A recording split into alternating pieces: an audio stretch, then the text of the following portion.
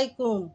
আজকে আমি দুপুরের জন্য নিয়ে নিছি গরুর বুড়ি, সাথে নিয়ে নিছি রসুন, সাথে নিয়ে নিছি পেঁয়াজ। পেঁয়াজগুলা রসুনগুলা চুইল্লা দয়ে নিছি, নিয়ে নিছি কাঁচামরিচ। এখন আমি এগুলা ভালোভাবে কাটতে নিয়াম। এখন আমি পেঁয়াজগুলা গুটি গুটি করে কাটতে নিয়াম। পেঁয়াজগুলা আমি একটু বড় বড় করে রাখতেছি, নাইলে পেঁয়াজগুলা গইলা যাইব। কোন জেলায় কিভাবে রান্না করে জানি না, আমাদের গাজীপুরে এভাবে বড় বড় করে দেয় পেঁয়াজ, তাহলে মনে পেঁয়াজটা গইলা যায় না। এখন আমার পেঁয়াজগুলা কাটা শেষ। এখন আমি কাঁচামরিচ আর রসুনগুলো আমি কেটে নিব। কিছু রসুন আমি কাটতে দিয়াম, আর কিছু রসুন আমি একটু আস্তেই দিয়ে দিয়াম।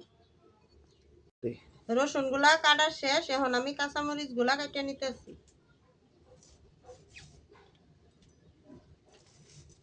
কিছু রসুন আস্তা রাখছি, কামড়ও পড়লে মানে ভাল লাগে, এর লাগি রসুনগুলা আর কিছু রসুনগুলা কাটা দিছি। এখন আমার মরিচগুলা কাটা শেষ। এখন আমি লড়াটা বসায় দিতেছি।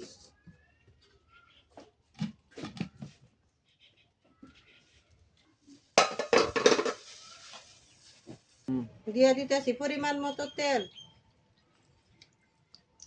দিয়ে দিতেছি পেঁয়াজ কুচি,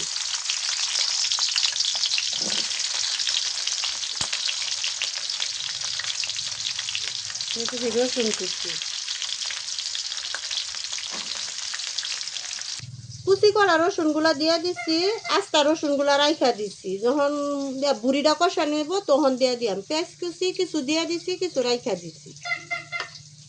পেঁয়াজটি আমার ভাজ হয়ে গেছে, দিয়ে দিতেছি মশলা দেওয়ার জন্য হালকা একটু পানি। আদা বাটা আর রসুন বাটা একসাথে দিয়ে দিতেছি, স্বাদ মতো লবণ, দিয়ে দিতেছি ধনিয়ার গুঁড়া পরিমাণ মতো, দিয়ে দিতেছি মরিচের গুঁড়া পরিমাণ মতো, হলুদের গুঁড়া পরিমাণ মতো, গরম মশলার গুঁড়া পরিমাণ মতো দিতেছি। আমার মশলাটা কষানো হয়ে গেছে, দিয়ে দিতেছি বুড়িগুলা।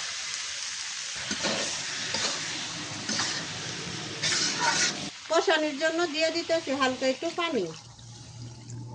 পেঁয়াজ কুচিগুলা যেগুলা রাইখা দিছিলাম এগুলা দিয়ে দিতেছি।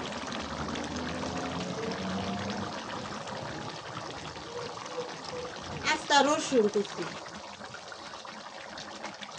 সাথে যে কাঁচামরিচ কুচি,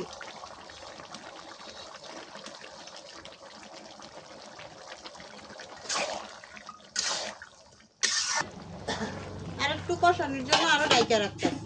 আমার তরকারিটা হয়ে গেছে, মানে বুড়ির তরকারিটা প্রায় হয়ে গেছে। এতটুকু ভিডিও দেখার জন্য ধন্যবাদ। লাইক কমেন্ট শেয়ার করার জন্য অনুরোধ রইল। ধন্যবাদ।